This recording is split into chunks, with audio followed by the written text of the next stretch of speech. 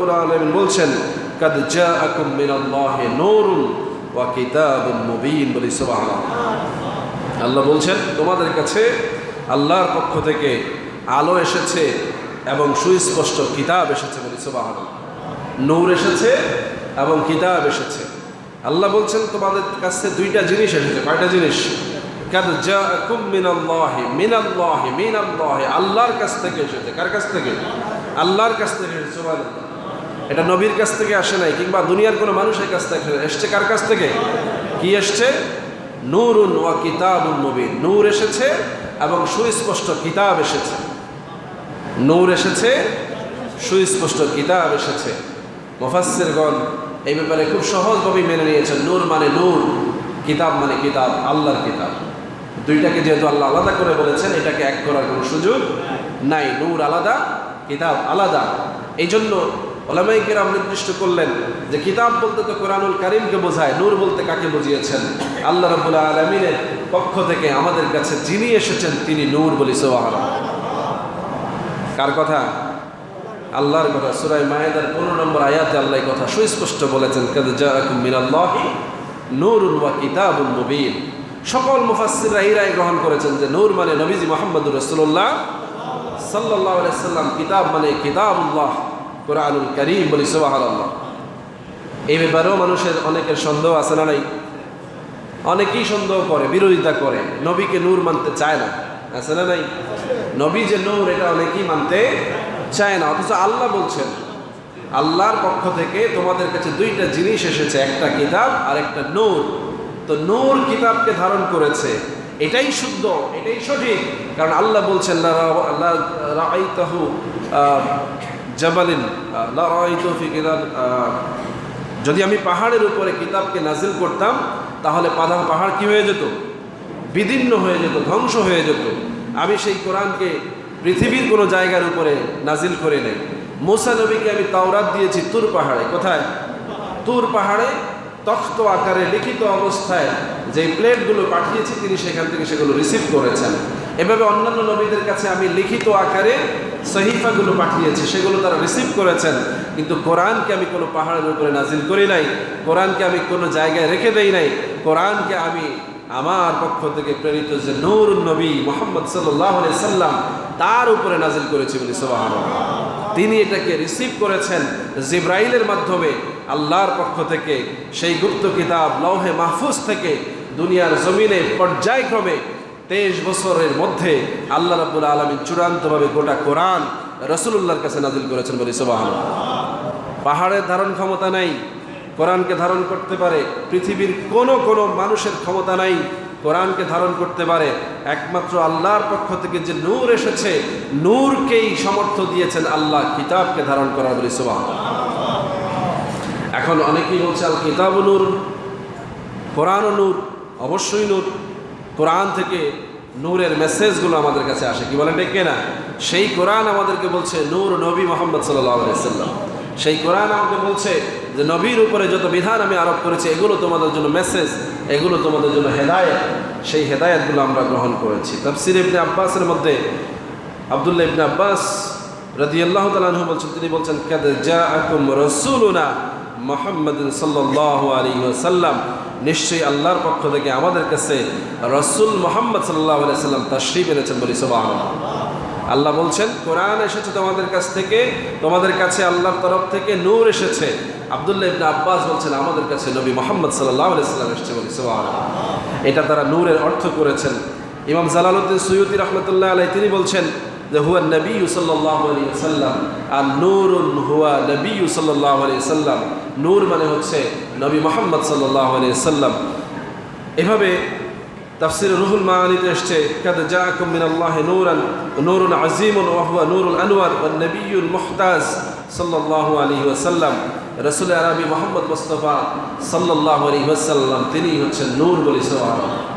এভাবে সিরাতে হালাবিয়ার মধ্যে এসেছে, হযরত আবু হুরায়রা থেকে হাদিস বর্ণিত হয়েছে। তিনি বলছেন রাসূলুল্লাহ সাল্লাল্লাহু আলাইহি ওয়াসাল্লামকে আল্লাহ রাব্বুল আলামিনের পক্ষ থেকে যখন রাসূলের কাছে পাঠানো হলো, জিবরাইল আলাইহিস সালাতু ওয়াস সালাম যখন আসলেন, রাসূলুল্লাহ জিবরাইলকে জিজ্ঞেস করলেন তোমার বয়স কত? কাম আমারতা মিনাস সানিন, বয়সের দিক থেকে তোমার বয়স কত? অমরুন বয়স, সানিন বৎসর, অর্থাৎ বৎসরের হিসাবে তোমার বয়স কত? হযরত জিবরাইল আলাইহিস সালাম জবাব দিয়েছেন যে আমি তো আমার জন্ম তারিখ বা জন্ম সন সম্বন্ধে কোনো ধারণা রাখি না, তবে আমি যেটা দেখেছি যে আমি দেখেছি গায়রা আন্না ফিল হিসাবে রাবি'i নুজুমান ইয়াতলু ফি কুল্লি সানি'in আলফ সানাতিন মাররা। আমি আমার জন্মের পরে একটা নূরকে দেখেছি যেটা একবার উদয় হয়ে ৭০,০০০ বছর জ্বলে থাকতো, বলি সুবহানাল্লাহ। আবার এটা যখন অস্ত যেত ৭০,০০০ বছর এটা গায়েব থাকতো। এভাবে আমি এটাকে দেখেছি। রাআইতুহু ইসনাতাইনি ওয়া সাবঈনা আলফা মাররা। আমি এটাকে ৭২,০০০ বার উদিত এবং অস্ত হতে দেখেছি, বলি সুবহানাল্লাহ। তো তিনি বলছেন, ইয়া জিবরাইল ওয়া ইজ্জতি রব্বি জালাল ওয়া জালালুহু ইন্নাহু যালিকা কাওয়াকিব। রাসূলুল্লাহ বললেন, জিবরাইল তুমি যেই নূরটাকে, যেই কাওয়াকিব তথা তারকাটাকে দেখেছো, আনা হিয়া আমি হচ্ছি সেটা, বলি সুবহানাল্লাহ। তাহলে রাসূলুল্লাহ নিজেও নিজেকে নূর এই পরিচয় দিয়েছেন। তারকা কি? আলো, নূর। আকাশে যে তারকাগুলো জ্বলে এগুলো কি নূর না? আলো। রাসূলুল্লাহ বলছেন তুমি যেটা দেখেছো সেটাও এই নূর, সেই নূর, এই তারকা, ওই তারকা, সেটাই আমি, বলি সুবহানাল্লাহ। রব্বুল আলামিন আমাদেরকে এই ব্যাপারে আরও সতর্ক করেছেন। আলী ইবনে হুসাইন রাদিয়াল্লাহু তাআলা আনহু তিনি বলেছেন যে রাসূলুল্লাহ নিজে বলছেন, আন আবিহি আন জাদ্দিহি ওয়া আন আলী ইবনে হুসাইন আন আবিহি আন জাদ্দিহি রাদিয়াল্লাহু তাআলা আনহু। হাদিসের সনদ খেয়াল করেন। হযরত হুসাইন রাদিয়াল্লাহু তাআলা আনহু তিনি বলছেন,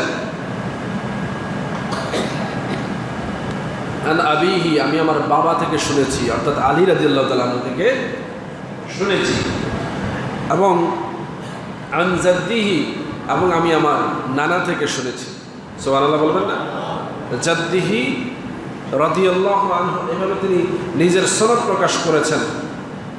কি বললেন? যে ক্বালা রাসূলুল্লাহ সাল্লাল্লাহু আলাইহি ওয়াসাল্লাম, রাসূলুল্লাহ সাল্লাল্লাহু আলাইহি ওয়াসাল্লাম বলেছেন, কুনতু নূরান বাইনা ইয়াদায়া রাব্বি আযজা ওয়া জাল্লা ক্বাবলা আন ইয়াখলুকা আদামা বি14,000 আমিন। যে আদম নবীকে সৃষ্টি করার 14,000 বছর আগে আমি আল্লাহ রাব্বুল আলামিনের সম্মুখে নূর হিসাবে বিদ্যমান ছিলাম, বলি সুবহানাল্লাহ। আপনারা তো বুঝেন না, হ্যাঁ? আদম নবীকে আল্লাহ যখন সৃষ্টি করলেন, রূহ ফুঁকে দিলেন, তারও আগে রাসূলুল্লাহ নূর হিসাবে আল্লাহর সামনে বিদ্যমান। কার সামনে? তো সৃষ্টির দিক থেকে তিনি আগে না আদম নবী আগে? নবীর নূর সৃষ্টি হয়েছে আগে। এই কথাগুলো ইমাম কাস্তুলানী রহমতুল্লাহ আলাই তার মাওয়াহিবুল লাদুনিয়ার মধ্যে বলেছেন। জাবির ইবনে আব্দুল্লাহ থেকে হাদিস এসছে যে আল্লাহ রসুল, আমার পিতা মাতা আপনার উপরে কোরবান হোক, আমি জানতে চাই সকল বস্তু সৃষ্টির আগে আল্লাহ রাব্বুল আলামিন কোন বস্তুকে সৃষ্টি করেছেন। তিনি প্রশ্ন করলেন, আখবিরনি আন আউওয়ালা শাইইন খালাকাল্লাহু তাআলা ক্বাবলা আল আশিয়ায়ে। সব কিছু সৃষ্টির আগে আল্লাহ কোন জিনিসটা সৃষ্টি করেছেন, বলে সুবহানাল্লাহ। ক্বালা ইয়া জাবির, রাসূলুল্লাহ বললেন, হে জাবির শোনো, ইন্নাল্লাহ তাআলা কাদ খালাকা ক্বাবলা আল আশিয়ায়ে নূরান নবিয়্যিকা মিন নূরিহি ফাজআলা যালিকা আন-নূরু ইয়াদুরু বিল কদরি। অর্থাৎ আল্লাহ রাব্বুল আলামিন সব কিছু সৃষ্টি করার আগে তার নবী অর্থাৎ আমি মুহাম্মদের নূরকে সৃষ্টি করেছেন, বলি সুবহানাল্লাহ। তাহলে সব কিছু সৃষ্টির আগে সৃষ্টি হয়েছে কি? নবী মুহাম্মদ সাল্লাল্লাহু আলাইহি সাল্লামের নূর। এবং তিনি বলছেন যে আল্লাহ রাব্বুল আলামিন কি করেছেন? ফাজআলা যালিকা নূরা ইয়াজুরু বিল কদর। বিভিন্ন জায়গায় এই নূরকে আল্লাহ রাব্বুল আলামিন কুদরত দ্বারা প্রদক্ষিণ করাতে শুরু করেছেন, বলি সুবহানাল্লাহ। এই নূর বিচরণশীল ছিল, বলি সুবহানাল্লাহ। এই নূর এক জায়গায় স্থির ছিল না, এই নূর কুল কায়নাতের সমস্ত জায়গায় বিচরণ করেছে। সব বিচরণ শেষ করে আখিরি জামানার নবীর সুরতে মা আমেনার গর্ভ থেকে দুনিয়ার জমিনে কদম রেখেছে, বলি সুবহানাল্লাহ। সুতরাং এই নূরের ব্যাপারে আমরা বিতর্ক করব না। কি করব না? আল্লাহর কোরআন থেকে, আল্লাহর রসুলের জবান থেকে নবীর ব্যাপারে যে কথা আসছে এই কথার উপর আমরা ইস্তেকার থাকবে, এটাই আমাদের ঈমান। কি বলেন ঠিক না?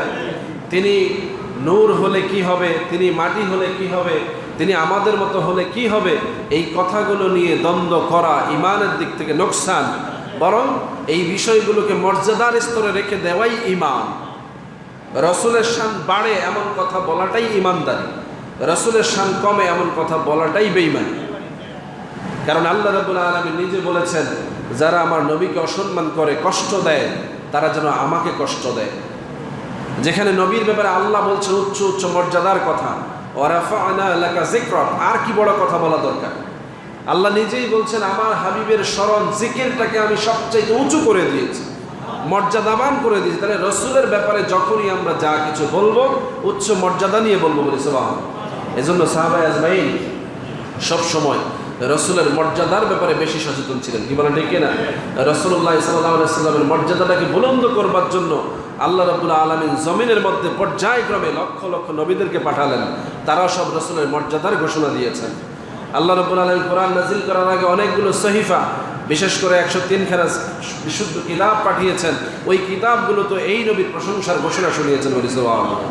এই কোরআনুল কারীমের মধ্যে আল্লাহ রাব্বুল আলামিন শেষ নবীর কথা বলেছেন, তিনি খাতামুন নবিয়্যিন, তিনি হচ্ছেন সর্বশেষ নবী এবং রাসূল। তার মর্যাদার ব্যাপারে বলেছেন তিনি সর্বশ্রেষ্ঠ, খুলুকুন আযীম। তার ব্যাপারে বলেছেন তিনি সবচেয়ে আদর্শ উজ্জীবিত সত্তা, যার উপরে আর কেউ হতে পারে না। এবং চূড়ান্ত কথা বলেছেন ওয়া ইন্নাকা ওয়া মা আরসালনাকা ইল্লা রাহমাতাল লিল আলামিন, তিনি হচ্ছেন সমস্ত জগৎসমূহের মধ্যে রহমত। এভাবে আল্লাহ রসুলের মর্যাদার কথাগুলোকে বড় বড় করে বলেছেন, সুবহানাল্লাহ। তাহলে আমরাও যখন বলবো আমাদের নবীর মর্যাদার কথাগুলো বাড়ায় বলবো, কি বলেন ঠিক না? এমন বাড়াবো না যেটা রবের উপরে চলে যায়, এমন বাড়াবো না যেটা রবের উপরে চলে যায়, এমন কথা বলবো না যেটা শিরকের পর্যায়ে চলে যায়। কিন্তু রসুলের মর্যাদা বলতে গিয়ে যদি উম্মতের সবার চাইতে বেশি বলতে হয়, সেটাই আদব হবে, কি বলে ঠিক না? যেহেতু তিনি হচ্ছেন সর্বশ্রেষ্ঠ, সব দিক থেকে মর্যাদাবান, এই কথা আল্লাহ কোরআনে বলেছেন এবং এটা স্পষ্ট করেছেন। এই কোরআনের মর্যাদাও এই কারণেই বৃদ্ধি পেয়েছে। হযরত আম্মা জান আয়েশা রাদিয়াল্লাহু তাআলা আনহার কাছে সাহাবায়ে আজমাইন রাসূলের ইন্তেকালের পরে আরজ করলেন যে, আম্মা জান, আমরা তো রসুলকে দেখে দেখে কোরআন শিখেছি, রসুলকে দেখে দেখে কোরআনের আমল করেছি, আমরা রসুলকে দেখে দেখে কোরআনের আদর্শ ধারণ করেছি। আজকে তো তিনি নাই, তো আমরা কিভাবে এখন রসুলের সেই আদর্শ অনুসরণ করব? তিনি বললেন, তোমাদের কাছে কি কোরআন নাই? সুবহানাল্লাহ, কোরআনই তো রসুল, কোরআনই তো রসুলের সুরত, এখানেই সব আদর্শ আছে। কোরআনকে তোমরা অনুসরণ করো, কোরআনকে দেখো, কোরআন অনুযায়ী নিজেকে গঠন করো। সুবহানাল্লাহ। তাইলে রাসূলুল্লাহ সাল্লাল্লাহু আলাইহি ওয়াসাল্লামের মর্যাদা আল্লাহ রাব্বুল আলামিন বুলন্দ করে দিয়েছেন, সেই কারণে আমরা মর্যাদাবান উম্মত হতে পেরেছি। আর এই মর্যাদা নিয়ে যারা কাজ করব তারা সব জায়গায়, দুনিয়া, কবর, হাসর, ফুলসিরাত, মিজান, সব জায়গায় আল্লাহ সম্মানিত করে দেবেন। আল্লাহ রাব্বুল আলামিন আমাদেরকে নূর নবীজির উসিলায় তার উম্মতের কাতারে যেন আমাদেরকে কবুল করেন, সকলে বলি আমিন। এবং এই রবিউল আউয়াল মাসে আমরা যেন বারবার রাসূলুল্লাহর সম্মান মর্যাদা নিয়ে কথা বলি। রবিউল আউয়াল চলে গেলেও যেন আমরা রাসূলের সম্মান মর্যাদা ভুলে না যাই। সারা জীবন যেন আমরা রাসূলুল্লাহর মর্যাদার কথাগুলোকে আমাদের জবানে ধারণ করতে পারি। আল্লাহ তৌফিক দান করুন, সকলে বলি আমিন। ওয়া মা আলাইনা ইল্লাল বালাগ। আসসালামু আলাইকুম ওয়া রাহমাতুল্লাহি ওয়া বারাকাতুহু। যারা কাবলাল জুমা আদায় করে নাই, 4 রাকাত সুন্নাত আদায় করে নেবেন ইনশাআল্লাহ।